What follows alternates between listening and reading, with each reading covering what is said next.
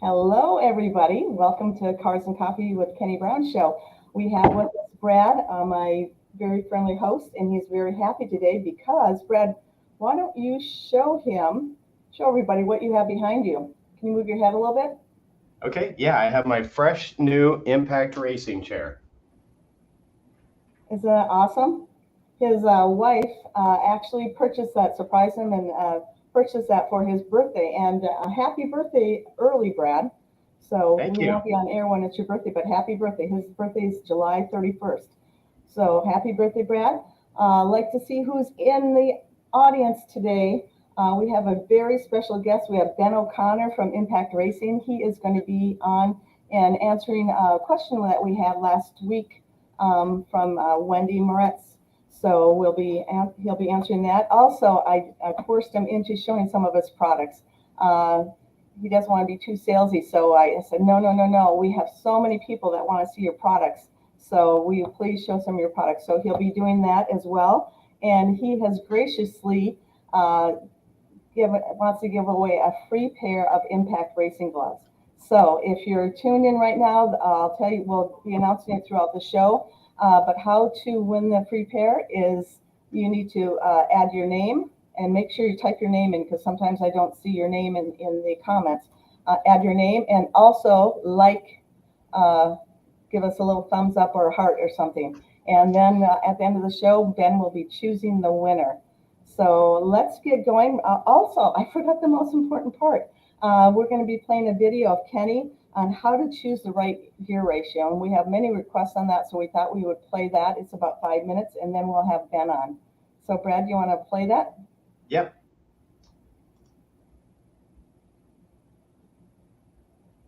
All right, here we go.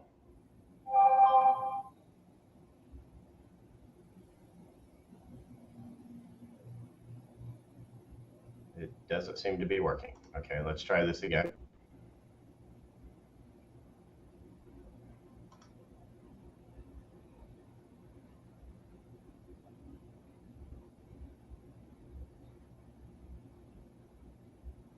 Okay, well, I'm going to overtalk Brad while he's getting that prepared. As you know, if you've been with us for a while, we typically have some kind of some track days, and he's taking a 95 Mustang from a live axle to an IRS, which is going to be a really cool car, and he's got a monster motor in it. Anyway, here's his question. Let's see, for my Mustang, I don't want to mess with swapping gears between tracks, track to street, street to track, street to autocross, etc. Car is 95 with a KV IRS, a 428 Windsor, Tremec, a TKO 600, 400 horsepower, 500 pounds of torque. What's the best gear choice? I've been running a 410 for 13 plus years and running this car, and it's fantastic on the street and autocross, but I've never had it on open track, and that is the plan for next year. So should I stay with a 410 or run the 355 that came with the IRS center section, or go in the middle of 373? Well, here's the thing. My recommendation is, before you overthink this, you have to drive it on track with a 410 and see how it works. Now, I can tell you that when we do gearing for race cars, with them we've got like for David's car out west, it's got a Ford 9-inch in it, and it's really easy to change gears. I mean, you just pull the axles out, take all the bolts off, pull the entire assembly out, drop a new one in, and it takes about half hour, 45 minutes to do a gear change. But what we're always looking for in racing is in fourth gear, which is the 1-to-1 ratio. In fourth gear, we're always looking for it to be just a tickle under the red line on the longest straightaway. Okay, we'll gear through the rear end ratio, so it's just tickling the red line in fourth gear on the longest straightaway. And that way, if somebody gets a really good run off of, the previous corner, and they get to a red line, they still have a ways to go. Fifth gear is like 0.8, so it's not that much of a drop. So you maintain momentum. So that's kind of how we gear it. I need to pull up something here. I did a chart for David's AIX car. You can actually go online and find these formulas, but this is for what I'm looking at is the top speed in fourth gear on a Windsor motor, the 6,900 RPM. Now this is a 4.9, so the number is a little bit different than 8.8. So fourth gear with the 389 is 139, 411 is 132, 429 is 127, and in fifth gear you can see you got a pretty big jump in speed, but you also lose a little bit of mechanical advantage when you go the 8.8. Now, the Windsor with a 6,500 RPM, it's kind of everything just drops down a little bit. So for the 389, it's 132 in fourth. 411 is 125, and then if we're looking at a Coyote in fourth gear, because our track was we can rev to 7,900, is like 160 in fourth gear with the 389, 152 with the 410, 145 with the 429. So this is kind of how we figured it, and we picked, I can't remember which one we picked, but he was estimating what his top speed would be in the tracks he runs in fourth gear, and we picked the rear end ratio based off of that. Now, I mean, it's pretty simple. You go online and there's formulas. You just plug in, the RPM, the tire diameter, gear ratios, and it'll just spit out some numbers. So that's how we kind of do it with race cars. Now, as far as getting back to Ben's, I think you need to start with the 410 and see where you are. If you're on long straightaways, because the Windsor's going to not have as much of a rev limit. I had no idea what the rev limit is. I'm going to say 6,500. If you have to shift from fourth to fifth, he's got a TKO, so hopefully he's got a 0.8 fifth gear. So you have to shift from, if a long straightaway, you have to shift from fourth to fifth. Then you might want to drop down to 373, or just kind of do some calculations and see, okay, I need to be this much more speed at the end of the straightaway, and then you can just figure out what kind of gear ratio to run. But the very first thing is just try it.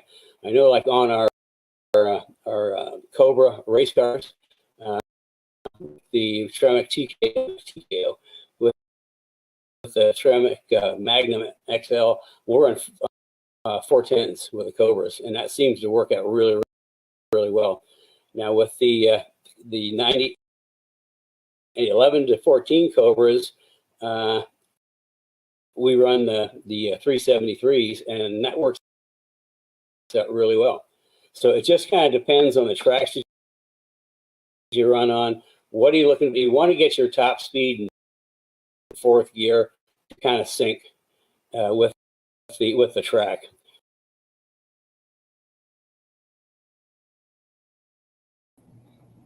Well, hello. What did you think of that? It's always fun getting some of Kenny's knowledge, and I thoroughly enjoy listening to him. Kind of sad sometimes, but it's actually kind of heartwarming too. And he always has so much to share. I want to say a hi to a few people here. Jay Meyer from Buffalo, New York. Fred Frencher, Louisville. We just saw you this past week, Fred. Look at Brad. You see how many people are saying happy birthday to you? If you were late for the show, oh, Brad, let me see your coffee mug there. You like that?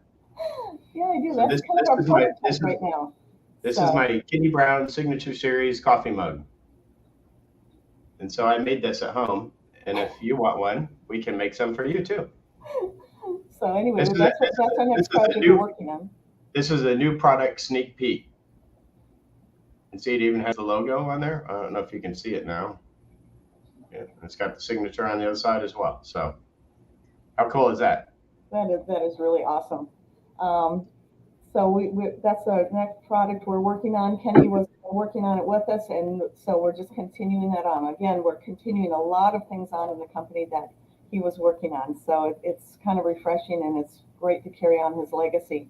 It looks like Joe from Humboldt, Texas, and Rory, it's good to see you. Chris Smith, those office chairs are awesome. Well, Chris, just wait. You see that Brad has one behind him, but Ben brought one in to show you today, and it's really comfortable. I sat on it. It's firm yet comfortable. It's a really nice sitting chair. So we'll be showing that in a few minutes. I wanted to make another announcement in case you joined us a little bit late. Ben has graciously decided to give away a set of racing gloves. So if you would like to win those, put your name in the comment with the name Impact, so we know that that's what you're trying to win that. And then also give us a thumbs up. So we need some of those thumbs up, and then you will be entered in the contest, and we will be announcing the winner of the Impact Racing Gloves at the end of this program. I'm going to be introducing Ben right now. And the first thing he's going to do is answer a question that you guys have. Then I'll have you step in with me. How's that sound? Here's Ben. How are we doing? If you guys have been with the program before, you've seen Ben on here. He's one of our most popular guests, and so we thought we'd have him again. We have so many people that request they want to see the products, and typically, Kenny would show some products and talk tech. That's exactly what Ben's going to be doing. He'll be showing you some of the products. We have high requests for that, so we thought we would oblige and do that. And again, you don't know how you're going to choose the person that wins the gloves yet, do you? No. So we'll be announcing that at the end. Yes, it will be random. I'm going to tell him how to choose. So at the end of the show, make sure you put your name and the word Impact in the comments, and then give us a like, and you'll be entered in the contest to win those gloves. Well, without further ado, I wanted to say one more thing. So the first question that Ben is answering is from Wendy Moritz. And she asked this and thought we should cover it, so we are. So remember, if you want us to cover anything on upcoming programs, put it in the comments or give us a call. And if you want any future guests, please put it in the comments. We look at all those, and we will take note of it and see what we can do. Well, without further, I didn't even tell you who you were. He's a good friend, and he's been in the industry for years and years and has a ton of knowledge. So without further ado, please give Ben a warm. Thank you. Take care, Ben. Try not to flub this up too bad. Hello, everybody. I believe the questions regarding SFI in terms of a counterfeit product. Here about 2 weeks ago, SFI had sent out a notification to all the manufacturers stating that there were a couple companies, or one particular company, and about a week later they followed up with another one that was producing SFI counterfeit labels. The product still wasn't counterfeit, it was their product, but they were counterfeiting SFI labels. And what that means is that SFI, back up a little bit, SFI is a foundation dedicated to testing and validating certain aspects of safety equipment in terms of safety. So in this particular case, they were driving suits, and when you validate, test, homologate through SFI, They give you approval, and then they sell you the SFI tags. You have to buy them through them, and then you'd sew those affixes onto the product that you're selling, whether that's shoes or gloves or suits or whatever that might be. And what had happened was this company, I won't say the name of the company, it's not my place to do this. I'll give you guys some resources towards the end here that you can use to look this stuff up. But what was happening is they were just producing their own SFI tags in their own garments and then selling them as SFI approved. Now, the company may or may not have even known what SFI does. It was a foreign company. And we see this a lot of times where companies will just copy products and they don't really know what they're copying or why or whatever, but they copy everything. So in this particular case, they were being shipped over with SFI tags. So one of the things that you want to talk about is you want to make sure whatever product you're buying, whether it's ours or anybody else's, you want to make sure that it meets the criteria, the safety criteria that it claims it does. And the only way you really know that is if by choosing a garment that is either SFI, FIA is another one, or SNELL in the case of helmets. And all of these three organizations, SFI, FIA, and SNELL, have resources on their own websites. Anybody can go to their websites. And I don't know the other two, but SFI is simply sfifoundation.com. And within there, you can search manufacturers and even specific products to make sure that the garment or product that you're looking at meets that criteria. So if you were to go to SFI and you down tab impact and you say, look at our racer suit, right? And it's got, the SFI label on it right here on the sleeve, right? But we put that on, right? So you can look that up and then determine that or validate, confirm that, okay, yeah, that does meet SFI testing protocols and homologation, right? So it's real important. Obviously, you want to make sure that whatever you're buying meets those specifications, because sometimes not every sanctioning body is savvy to all the different manufacturers out there. So it is possible that you could buy a garment that doesn't meet these standards, which obviously could be dangerous, show up at a sanctioned event, and they may let you go just because they don't know. They see the tag and they go, okay, whatever, right? It's got an SFI tag, you're good to go.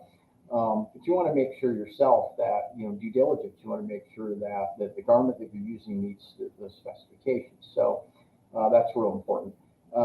The other thing is you can look in different places and products. Like I just showed you a jacket, the SFI tag there's on the sleeve. That's a pretty commonplace. Helmets, SNELL, SFI, and FI all tend to do it, but the most common one is SNELL. Like in our helmet, you'll see it's hard to see in the lighting here, but there's a SNELL tag back there in the back of the helmet. You got to pull the padding down, right? And that'll tell you what iteration of specification it is too. Like SNELL, SNELL every 5 years changes the specifications of the helmet requirements. The idea being that conceivably each iteration of helmet is safer than the last. Now, SFI, with their garments in particular, they haven't really changed those specifications in a number of years. You have SFI, there's 1, 5, 15, and 10, 15, and 20. The most common are going to be 1, 5, 15, and 20. They haven't really changed those in years. So the helmets are the one you really got to look out for. And a lot of sanctioning bodies will require you to update to a newer standard helmet every 5 years. Most typically, they'll let you run usually the current SNELL or prior. So that's 10 years minimally, sometimes up to 11. They'll give you a 1-year grace period to replace it. Anyways, so that's that. You want to make sure that what you're buying is there are resources out there. Like I said, check FIA if it's an FIA product, or if it's a sanctioning body you're running with requires you to run FIA. SNELL for most helmets. And then, like I said, SFI is going to govern mostly everything, but mostly suits, gloves, shoes, and things like that. So I don't know if anybody has any questions on any of that, I can open up the floor to that if anybody's got anything they want to ask. No? Are we good?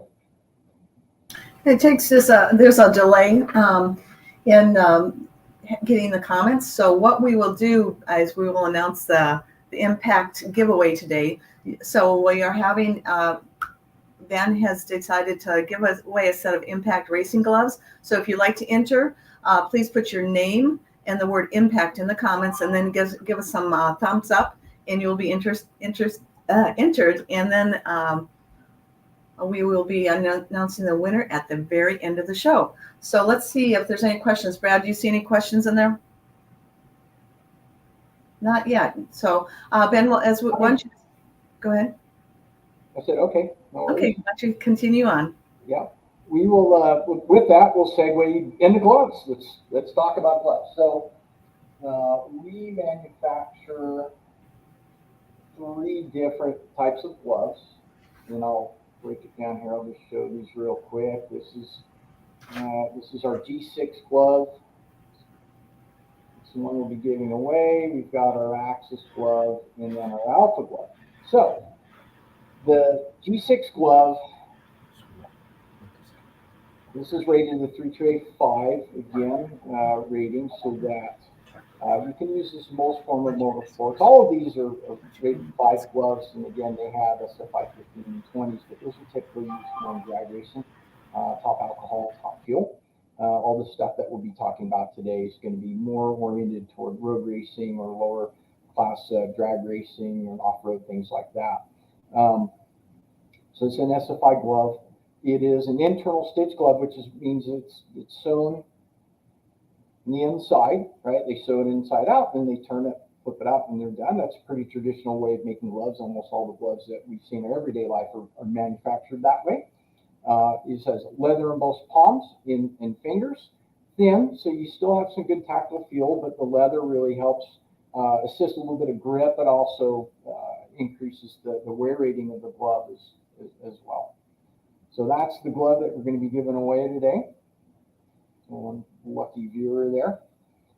The next glove is going to be our Axis glove. So as we step it up, what we talk about are things in terms of ergonomics and comfort, and then increased tactile feel. So the Axis glove is externally stitched, so you can see the stitching, on the outside of the glove. And don't really know the origins of that. They've been around a number of years now, but I suspect. I'm going to interrupt you because it's really hard to see your gloves here because of our lighting. Do you want to step over here and I'll pass you product? Oh, yeah, okay. How's all that right. sound? Yep, that sounds good. We're being impromptu here, so we have better lighting over here. We're having a little bit of difficulty with our set because it's so dark, so it keeps everything else dark. So anyway, we're putting the camera on, and then we'll continue on. All right, good. All right, so you have the leather embossed palms and fingers there for increased wear resistance.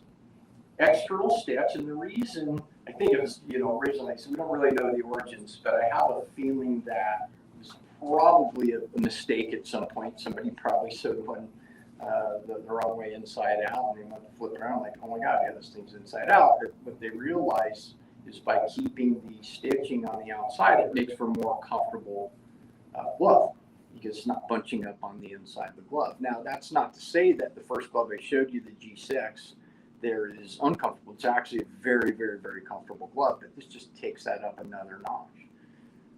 So then from there, we go to our Alpha glove, and this is our top of the line glove. Okay, again, external stitch. It has silicone embossed fingertips, again for increased grip, and very light tactile feel, so that the driver vehicle interface is greatly enhanced with the glove like this, right? And anytime we talk about driving, performance driving, that connectivity, that interface between the driver and the vehicle is really critical. So the better feel you have, better control you have, the better your driving is going to be. But the other difference between this glove is that it's pre-curved, meaning that before they sew it, it's patterned in such a way that it naturally wants to curl up, and that helps reduce the bunching up on the inside of the fingers. So again, all helps increase that. These are available in 3 different colors: black, white, and then of course neon yellow. Neon yellow is somewhat of a trend in style. We're seeing that, but it also has some safety benefits to it as well for signaling. If you want to do a wave by, right, a yellow glove is pretty easy to see. If you need to signal somebody from inside the car, very easy to see. So we're starting to see it used more and more in all sorts of motorsports, just based on the safety aspect of being able to see the glove. So there's that. Talk about a roller bag real quick, since we're here. As the name, as I just said, roller bag. It's got a set of wheels there, telescoping handle. This thing just has a ton of space in it. A lot of different compartments. We've got a padded compartment here for helmets. You can actually put 3 helmets in here if you want, or a couple helmets. You've got a place for your shoes, gloves, gear. There, you've got a separate compartment up here on top that you can move this divider around. Right, so you can different things. Put maybe your suit up here, or your street clothes if you need a place to store those while you're on track. You've got some banded mesh deal here, maybe for your after track sock use there. You want to air them out a little bit to still have somewhere to put it. Pocket for your maybe your wallet or something like that. External pockets here. These travel pretty good. They'll most airlines will take these without any issues. So they're good for other use other than just maybe your safety gear. So. You want something else over here? Right now, I'm just going to jump into these, Sure. And then we'll Perfect. right. So this is a balaclava, and even in maybe where you're not required to use a balaclava, it's really a good idea. It's just an extra layer of fire protection, fire resistance protection. Is obviously underneath the helmet and on their head there. But one of the challenges with a lot of the traditional balaclavas is they have a single eye port or dual eye port, and it covers the entire face and nose. And that's not really problematic for most short-term races, but in an endurance racing situation, if you have a drink system or something like that, that can be problematic because you literally have to pull it all the way down, stretch it out underneath your chin. And it's very uncomfortable. With this, it allows you to just move that up and down easily so that you can access a drink system or even a bite to eat or something like that. Question on the FIA ratings. That's for fire protection, correct?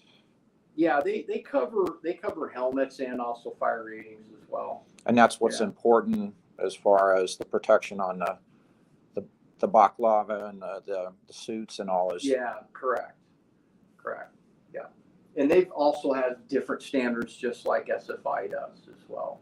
So, and again, great resource. You can go to their website and you can find all that stuff on there. It's just a wealth of information. SFI, I've spent a lot of time on the SFI website because 95% of the products we do are SFI homologated. We don't do a lot of FIA homologation. We have a couple products, but most of our stuff is SFI.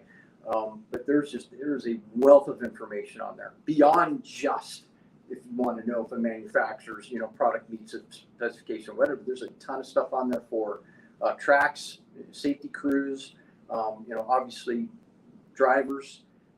Just a lot of really good information. So if you ever want to get schooled up on automotive safety or motorsport safety, it's a great resource. Not that this is a safety related product, but as Carrie mentioned earlier with Brad, our new office gaming chair there that we just introduced here this month, and fully featured gaming and office chair. A little bit different. You'll find your typical gaming and office chairs on the market there. The foam is a little bit stiffer, but yet compliant and offers good support. I don't know about the rest of you, but I've always noticed when you buy an office chair, just run-of-the-mill office chair, or any of those for that matter, you tend to be sitting. It's like sitting on a board. The foam is really thin. It's really mushy. I mean, as soon as you sit down, you blow right through it.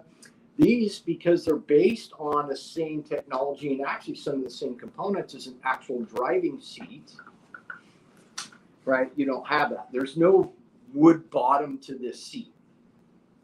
It's got a bit of a suspension on it, and you can see it's a good pivot there, right?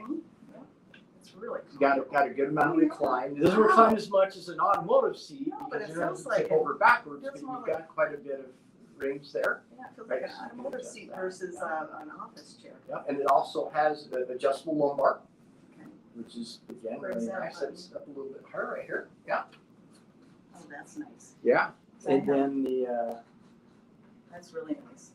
and then the armrests are completely adjustable. You can move up and down and also forward and back, so you get the position just right where you want it.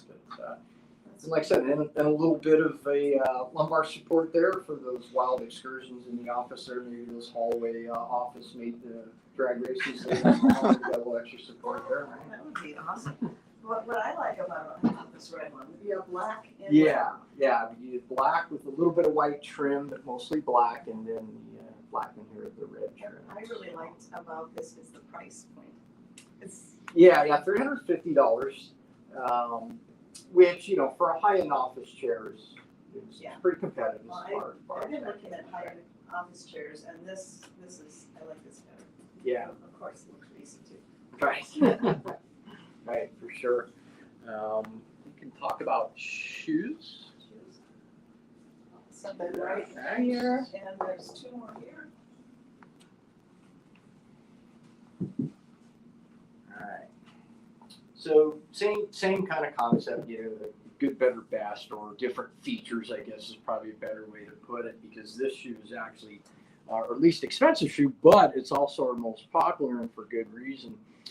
This is the Axis shoe. Again, these all meet the SFI 5 requirement there.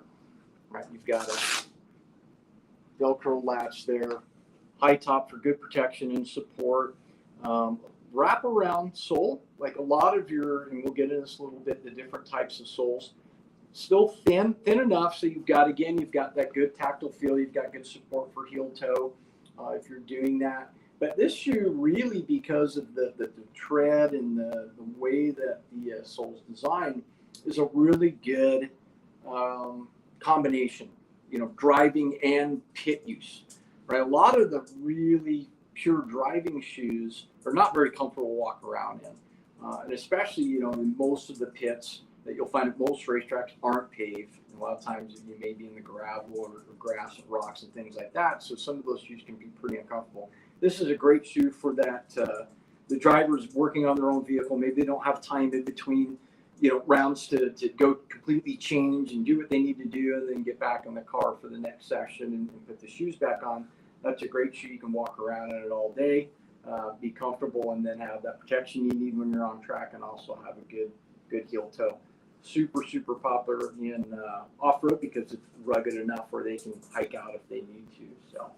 So from there, we're looking at the Alpha shoe. Now the Alpha shoe, it's a lighter shoe.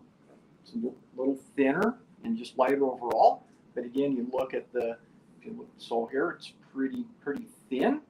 All right, so you're not going to get a lot of support that way inside support things. So, you know, I said off track, you're gonna feel more of that stuff, but it's still thicker than a lot of, say, pure driving shoe, which we'll get to next. But that's just a good lightweight shoe, mid height. Again, good flexibility, good heel toe capability with that one. The Phenom shoe is our top of the line shoe. So you've got a pulse chaff skin finish that doesn't to maybe help keep it from getting, you know, dirty and whatever, maybe mud or something like that. Again, if you're walking around the pitch or whatever. But again, really thin sole. The sole really was designed purely as a pure driving shoe. That's not to say you can't wear the pits, but it's not really designed for that. It really was designed to be more of just an absolute driving shoe. Very lightweight, perforation for good breathing, excellent support. You know, a little bit stiffer. It's not going to move around as much that way. Again, to really assist that heel toe. Velcro latch with the laces there to adjust it, and we make that shoe in there's a black and then a white version. This is a new shoe for us this year. Actually, a redesign. We completely redesigned that shoe. Pretty snazzy looking shoe there. far as that goes. From there, we can talk about, let's grab that jacket real quick. Let's talk real quick about that. A lot of, when running open track, there's a lot of sanctioning bodies or open track coordinators and whatnot may not require you to wear FR protection, fire rated protection. But it's always a good idea, obviously. The flames aren't any cooler in a gas powered Mustang than they are in an Indy car. Fire's fire, right? And I know I'm going to get some comments and feedback about that whole PTUs with alcohol versus you get what I'm saying. It's hot, and any of them can cause severe injury. So it's always a good idea to wear some fire protection anytime you're on track. I think anytime you're in a track environment, you should be wearing a helmet. You should be wearing some sort of fire protection. And one of the things that people will do if it's not required, well, I strongly suggest you wear pants and jacket, is maybe to minimally wear just a jacket, or wear a pant and jacket, and then when you get out of the car, you can take the jacket off, leave the pants on while you're in pit doing what you need to do, and then next session you can throw the jacket back on. That way you're not stuck in the suit all day long. Now check your sanction bodies. If you're competing, they may not allow a two-piece suit. Most of them don't. I don't believe in road racing, but for open track, that's open track days and things like that. That's a great option for you. This is our racer jacket here. Again, that's rated SFI 328F5, 3.285. Right, good thin 2-layer, nice comfortable inner liner, nice lightweight design. And this isn't even our lightest suit, but this is a really lightweight suit. The textile industry has really advanced a lot in the last 10 years. You're going to find that the suit that you would buy today is considerably less or considerably lighter than what you would have bought even 10 years ago. It's pretty amazing that way, and still meeting the same requirements in terms of FR ratings. So they're helmets, I think, right? Yep. You want them in the order? Yeah, I think it doesn't really matter. Just bring them out, I guess, and throw them out here, and then I can just grab them as you need them. So this is our 1320 helmet, the one I used to show where the Snell label was. This is a fiberglass helmet. So it's kind of, I guess, for lack of a better term, an entry-level helmet, although it's fully featured in terms of, shield mechanisms, the interior. This is the same. We use the same interior, same fabric, very soft, plush, supple helmet interior on all of our helmets, regardless of its, the $499, $399. Sorry, fiberglass 1320 helmet here, or our carbon fiber helmets. So you always get that same benefit of having that really soft, comfortable interior.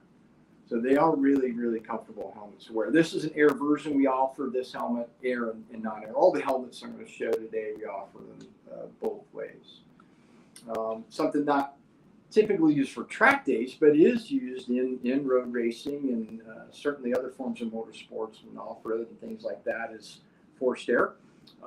There are a ton of options available now in terms of forced air pumps and things like that. We don't do one ourselves, but there are several companies that do. I got to tell you, once you've done it, once you've ran a helmet with forced air, especially in the summertime when it's hot, you'll ask yourself why you never did it. It's really a great experience. It helps keep the shield from fogging, keeps any dust that might get in there out, but it really helps cool the driver as well. Air on our helmets comes in the top, channeled through the inside of the helmet, and that's a patent. We own the patent on that. Directs the air internally through these channels right here above the shield. So that really helps with the breathability, and again, keeping your face cool and things like that. The kind of step up from that is going to be this is the Vapor. Again, this fiberglass helmet, we actually made fiberglass helmet in this is the 1320, the Champ ET, sorry, and then the Charger. These will all be fiberglass helmets that we manufacture. Going up further, we get into our carbon Kevlar. So as the name would imply, it's got some carbon and Kevlar matting elements to it. It's actually got some other stuff in there. It's a true composite helmet. It has several different materials, but primarily carbon and Kevlar. And that's done to keep the weight down So you build a little bit thinner shell, maintain that strength structure that you need. Same plush interior. And then we offer this, again, just like this one, a couple different eye ports. We have a tall eye port in the Draft series, and then the Vapor series have a narrow eye port. The ET, or the Champ ET and the Champ, which I didn't bring here, also has a nose bridge type. I think a lot of people are familiar with, kind of a Darth Vader looking helmet. Really common in drag racing. The design really helps you focus on the lights of Christmas tree. But most of these other ones, they all have really good peripheral vision. Obviously, that's important. Any type of driving you might be doing, you kind of want to know what's going on next to you. That's super important. And then it's really just a personal preference, whether you want a lot of visual or a little bit less. Some people, if you're a little bit claustrophobic, going to a helmet with a larger shield can really help with that quite a bit. One other helmet I want to show before we finish here. This is an SA 2015 helmet. So this is actually a helmet that we've discontinued. But I wanted to show it and let everybody know that we have these on clearance. This is actually a really nice, good lightweight helmet. This is also a carbon Kevlar helmet. Got a center detent design there.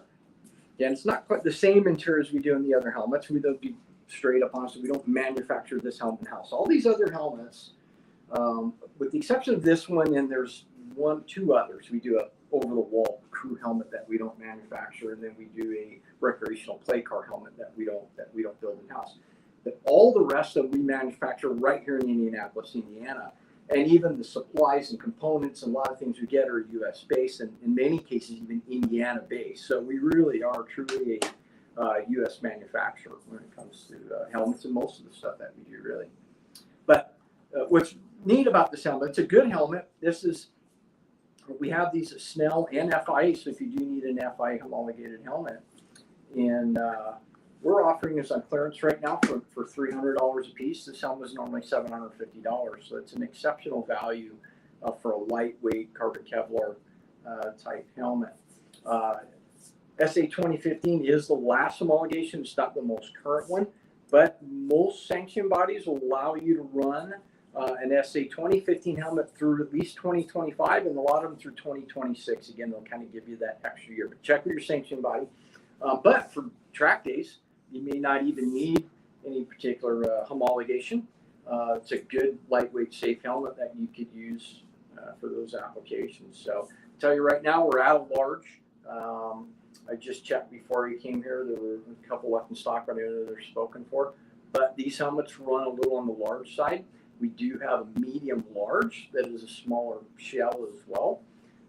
We've got plenty of those. So if you normally would wear a large helmet, I would suggest just going with one of those unless you barely fit in a large. But if you're, large is a little bit on the loose side to you, to middle range, that medium large would work really, really well. We have plenty of extra large, double extra large, small, mediums left in stock as well. So again, that's an exceptional value for a carbon Kevlar helmet. I think that's it for the stuff I bought. Well, I'm going to interrupt you. So I'm going to throw you for a loop here, too. Our cameraman today has been Rich Cottrell. And Rich, why don't you sit in that chair? I want to say a little something. So, Ben, we're really excited about this chair. And Rich was mentioning that he needed a new chair. And what did you tell him, Ben?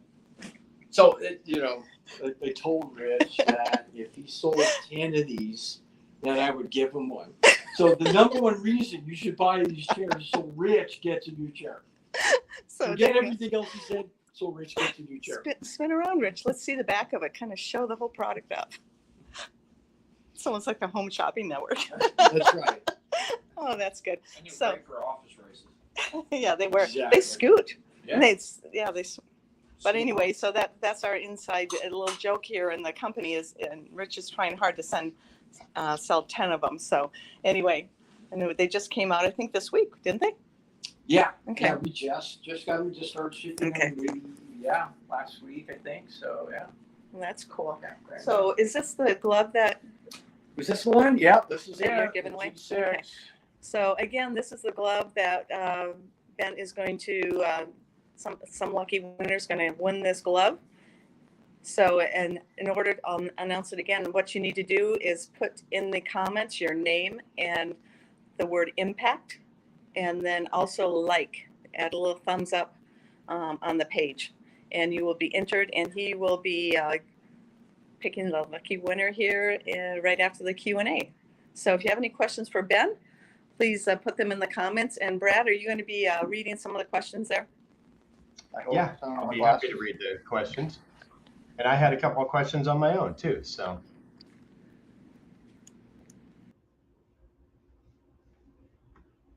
Okay, there we go.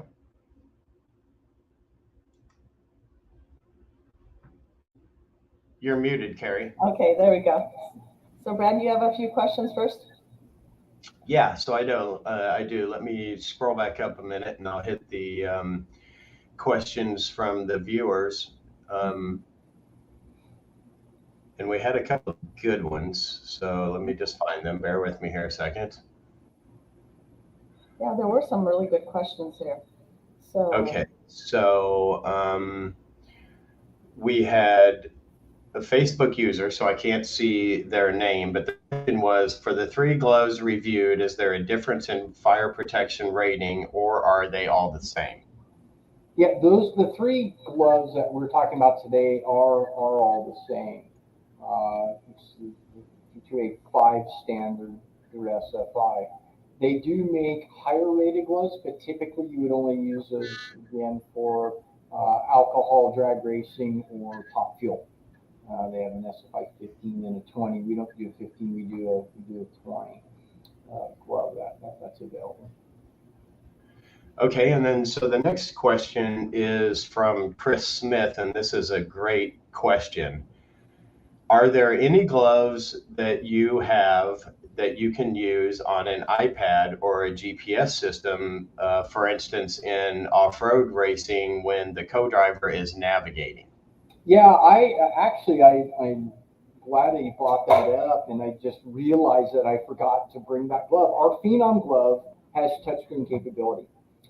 It is very similar to the Alpha Glove that I showed you there. It is also pre-curved external stitch with the silicone in both fingertips, but it does have a special pad on, I want to say on the pointer finger and maybe the thumb, I think, but definitely on the pointer finger, that allows it to be used with devices like that. So you could use that with a cell phone or with a Garmin device or with the type of screens that we use in off-road racing. So pretty much anything that has a touch screen, I guess, right? Yeah, and I've actually played around with it even on my phone and had some pretty good results that way. I was surprised that, I'm fat-fingered to begin with, so you throw a glove on and it really makes it bad. But I was able, even on my cell phone, able to type out, literate words there with the gloves. So I was pretty impressed with that. They work pretty good. It's like anything else. There's you got to get the hang of it and find the spot on the glove to do that. But for other stuff, most navigation systems, things like that, you got a little bit more room to work around with that. Where certain, if you want to pinch and pinch zoom, things like that, it's very easy to do that kind of stuff. So it works really well for that. And cool. So, engine control systems too. There's a lot of the, I think Motec and some of the other ones also have on-screen capability now, where we've got guys, even in drag racing, maybe they'll do some changes before a pass. Maybe they're working on an index run or something like that. And when they dial something in, they can do that. So. Okay, cool. So Dylan, who's one of our Speed Therapy Academy alumni members, he asked, what are the main differences from the original Phenom shoe and the new 2.0 Phenom? The redesign really is more styling. Yeah, the shoes are the same as far as that goes, in terms of features and construction. There was really no change there. We made a little bit of improvement on the very bottom sole, the traction part of the sole. We changed that a tiny bit, but nothing that's in terms of visuals. We had some delamination where the logo was kind of in extreme use situations that we addressed. And that's actually is even addressed in the older shoe before this one came out. But we want to make sure that we revise that, make sure everything's good as far as that goes. But yeah, it's mostly just a design change. Okay, so next we have Walter. I'm going to interrupt you, Brad. So again, this is your last call to enter the contest to win the free pair of Impact Racing gloves. So put your name in the comment and a little like, thumbs up, and put the word impact in the comment. So your name, the word impact, and give us a thumbs up.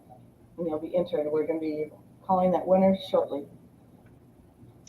Okay, so the next question is from Joe Johnson, who's another alumni member. His question is, does Impact Racing, do your helmets, all of your helmets come with anchors for a head and neck restraint, or a Hans device, or the Stand 21 Club 3 device? Yeah, any helmet, any SA 2015 or 8859 2015 and an FIA manufactured starting in 2015, mandatory has to have the anchor points built into the helmet, the threaded insert. Right now, so ours doesn't come with the FIA mandates that it has to actually be a Hans post, which really stinks for running something other than Hans. But that Snell only dictates that it has to have this threaded insert, right? So, and it's common between all the manufacturers. They standardize that as well. It's an M6 thread pit. So whatever device you buy on the market will be compatible with any of the SA 2015, SA 2020 helmets. They screw right on. Even if you had an older helmet, you want to switch it over, you just unscrew the hardware and screw it on the new helmet, and you're good to go. Okay, perfect. So Bill Haney has a question. Do fire suits have an expiration date? So that's an excellent question. It depends on the series and the type of suit. So SFI, through working, I guess, with NHRA, has mandated that every 5 years, their SFI through to a 15 and 20 suits need to be inspected by the manufacturers and can be eligible for recertification. Now, not every manufacturer offers that service. We do, but in majority of them do, but not all of them. Where you'd send it back to manufacturer, you inspect it, make sure everything's good, and affix new labels to it, and then you're good for another 5 years. And of course, there are restrictions and limitations to that. But anyways, it's basically how it works. On the SFI 5s, and I'm not sure about 10s. Nobody makes a 10 suit. And nobody even requires it that I'm aware of. It's a spec that SFI has listed, but I don't know of anybody that's ever required it or used it. But anyways, any of the SFI 5s, which is 90% of the suits you're going to run into out there, and 90% of the sanctioning bodies out there are going to require, like I said, the only time you ever see a requirement on 15s or 20s is usually NHRA or IHRA, some NMCA, some of these other drag racing. But in drag racing, when you're running, alcohol power adders or nitromethane, right? Almost everywhere else, they require an SFI 5. Typically, and sometimes they'll even allow you a 1, which is the lowest minimum standard, which I still wouldn't recommend anybody doing if you're going to do it. At least get yourself a good SFI 5 rated suit. So that's the majority of it. So yeah, there are, and those don't need to be recertified because, like I said, the standard hasn't changed since they initially announced that standard. And if they ever did change the standard, it would just be a different SFI rating. It wouldn't be an SFI 5, it'd be a 6 or whatever, right? And then it would just be a different suit. You couldn't up certify it or whatever anyway. So, but those suits to date don't need to be recertified or inspected.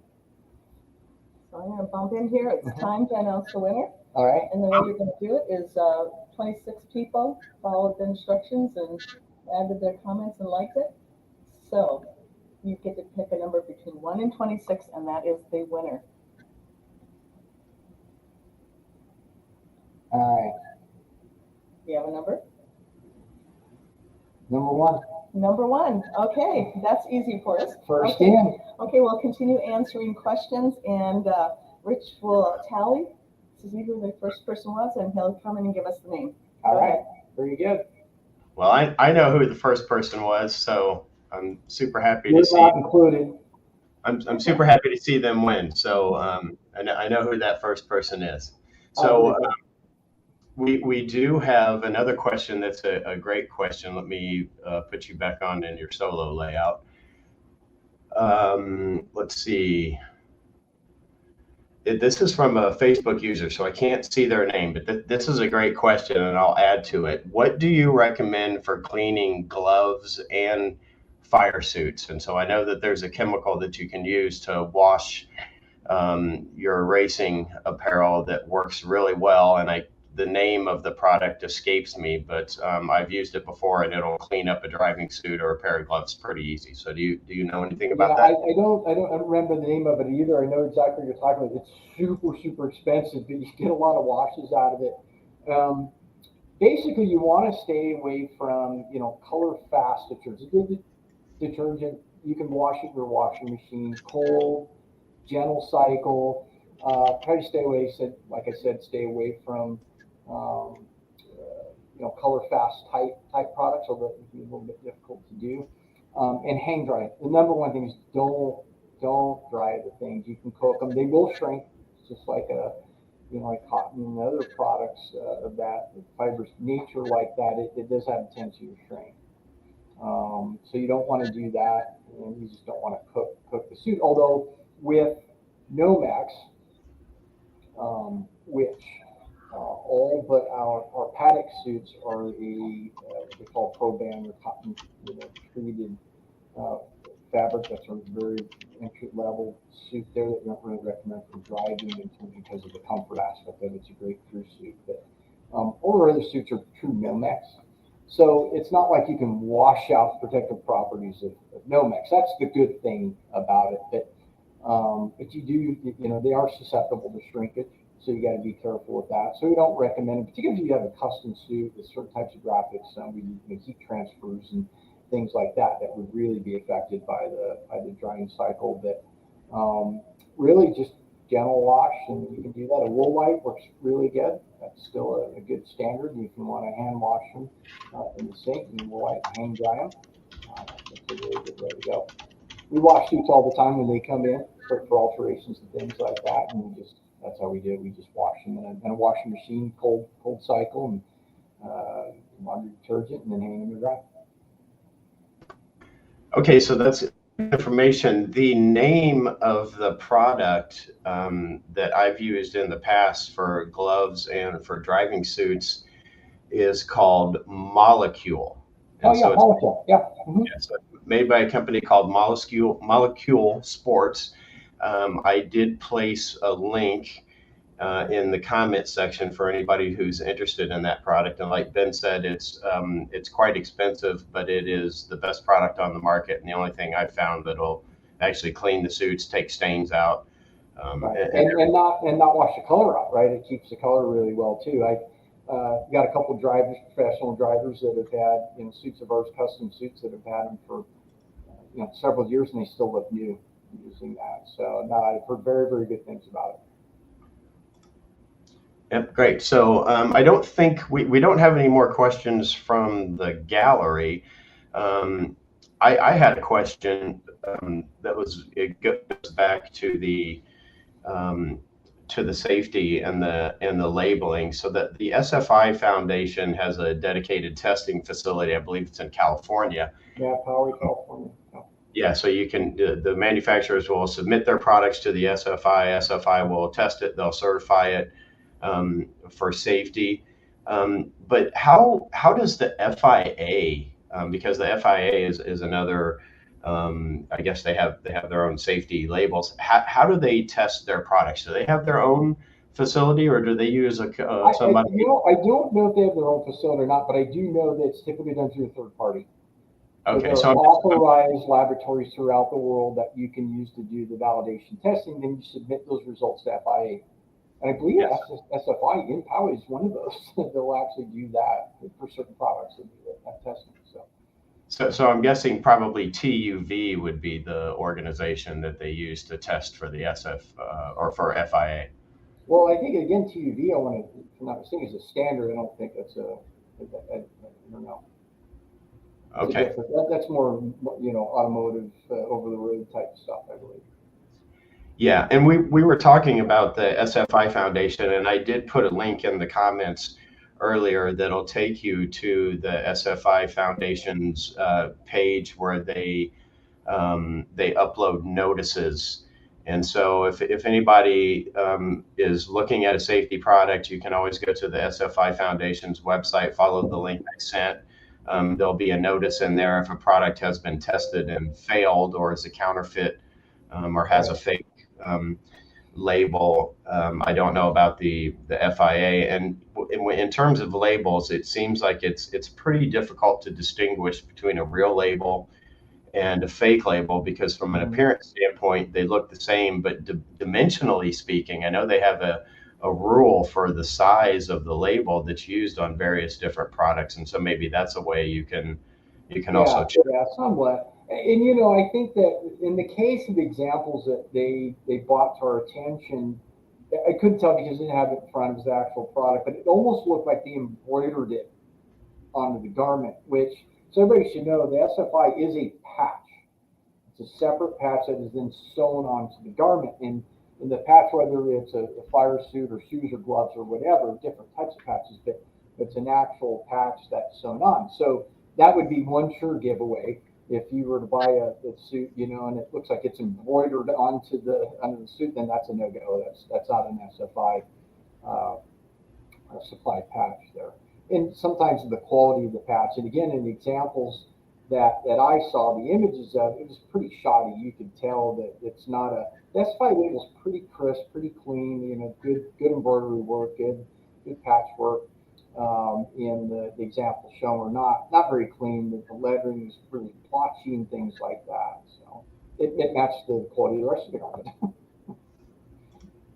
Yeah, and so for anybody who's interested in reading the Road and Track article, I did put a link in earlier in the comments section that'll take you to that article that they wrote. And again, I want to give a big shout out to Wendy Moretz, who is the one who sent that link to the article over to us. Wendy is a Kenny Brown customer. She uses our suspension on her race car. She's gotten back into racing this year, and I think she's had some pretty good success. So we're so excited to see her on track. Wendy is a longtime instructor for several different driving groups, and we're so pleased to see that she's getting back on track now. So, and good luck to Wendy for the rest of the season. Let's see, do we have any more questions here? Well, we did have Jorge. He's viewing today on YouTube, and his question was basically the same as Joe's. What are the helmets that are, let's see, are tethered or have neck protection? And I guess that's pretty much all of the helmets for the most part that Impact sells or manufacture. Other than some of the over-the-wall crew helmets, but that's a different animal. And the recreational DOT helmets that we manufacture, like UTV market recreational, things like that. One more thing regarding the counterfeiting thing, and I think and not to knock these types of companies, but it's kind of a red flag. If you see a manufacturer you've never heard of before on some of these very popular online marketplaces, that's probably, you want to really investigate that product that way. A lot of the stuff comes from overseas, and they're because they can't sell them through your traditional distributors and dealers, because they just won't sell that stuff, and most hardly any reputable ones won't.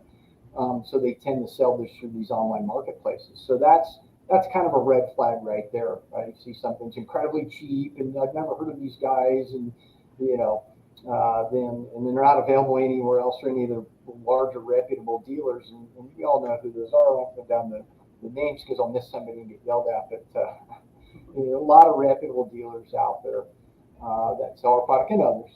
And so that's probably the first place that you really should, look and consider is supporting one of our great U.S.-based dealers in looking maybe for U.S.-based type products or manufacturers.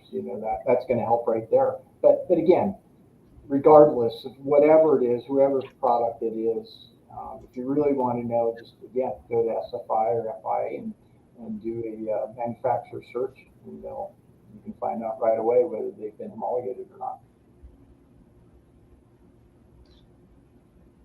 Okay, Brad, are you ready to announce the winner of the Impact Racing Dragonglass?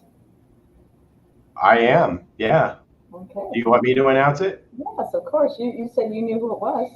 Yep, I know who it is, and I think he knows too. So the winner of the Impact Glove giveaway is Speed Therapy Academy alumni member Jay Myers from Buffalo, New York. And so congratulations, Jay. Yeah, congratulations, Jay. Wonderful. So it pays to be the early bird in this scenario. So you were the first person that commented, and so today's your lucky day. So there we go. That's great. Thank you again, Ben, for offering those gloves. I'm sure Jay will enjoy those. Let's see. I'm going to squeeze in here so we can see each other. Oh, okay. Yep. So get kind of cozy here. Let's see. So this is the end of our show. We really appreciate you, Ben, being on again. Everybody always enjoys you so much. Like I said, we get requests for you all the time. So thank you for showing all the products. I appreciate that. The other thing I wanted to announce is, Brad, do you have a verification on who's going to be here in 2 weeks live? Steve Turner? I do not yet. Steve is at an NMRA race this weekend, so he has verbally committed. I saw him last weekend in Daytona Beach for the Mustang show that they had here. And so he's interested. I think that he's going to be our special guest in 2 weeks, which will be August something or other. Stay tuned for that. Next weekend, we will be doing a replay of Cars and Coffee with Kenny episode 6. There's some great information in there about learning a new racetrack for the first time and things like that. So we look forward to that encore replay. And then the following week, we hope to have Steve Turner, who's a freelance editor now. He's been in the publishing industry for 20 plus years. Knows Kenny really well. They did a lot of track days together. And he's a wealth of knowledge. So we look forward to that. If plans change, then I will be sure to let you know. And you've probably read many of the articles and seen much of the photography that he's taken over the years. So that will be a good one. And the next live show is the first weekend in August. So join us then. Obviously, watch Kenny next weekend too. The one thing I wanted to mention on a personal note, many of you that have been with the program for quite a while know that Kenny is a huge Scotch connoisseur. In fact, he has, I think, close to 100 bottles of single malt Scotch, if not more. Yeah, I should show you that. And this Wednesday is International Scotch Day.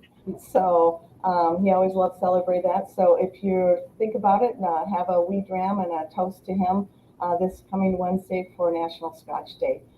Great program, and we look forward to seeing you again. Take care. Thanks. Bye. Bye-bye.